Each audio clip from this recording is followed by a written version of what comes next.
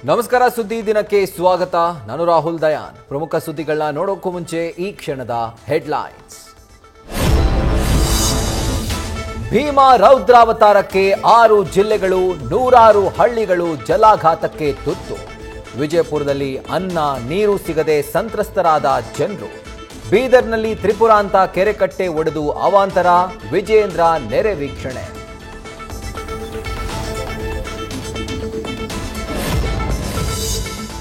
ಭೀಮೆಗೆ ಮುಳುಗಿದ ಖರ್ಗೆ ಕ್ಷೇತ್ರದ ಕಡಬೂರು. ಕರೆಂಟ್ ಇಲ್ಲದೆ ಹೊನಗುಂಟ ಕತ್ತಲು. ನೆರೆಗೆ ಅಫ್ಜಲ್ಪುರದ ಹಾಗರಗುಂಡಗಿ ನಿತ್ರಾಣ. ಜೇವರ್ಗಿಯ ಕೋಬಾಳಕ್ಕೆ ತೆಪ್ಪದ ಆಸರೆ. ನಾಳೆ ಸಿಎಂ ವೈಮಾನಿಕ ಸರ್ವೆ.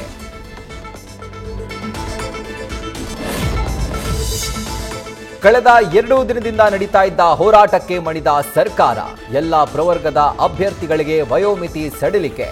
ಸಿಎಂ ಗೃಹ ಸಚಿವರಿಗೆ ಶಾಸಕ ಪ್ರದೀಪ್ ಈಶ್ವರ್ ಪತ್ರದ ಬೆನ್ನಲ್ಲೇ ಅಧಿಕೃತ ಆದೇಶ.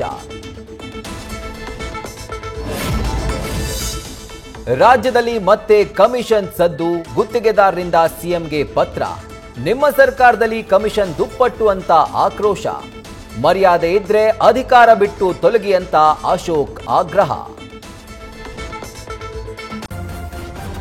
ನ್ಯೂಸ್ ಫಸ್ಟ್ ನಿರ್ಭೀತಿಯಿಂದ ನಿಮ್ಮ ಪರವಾಗಿ.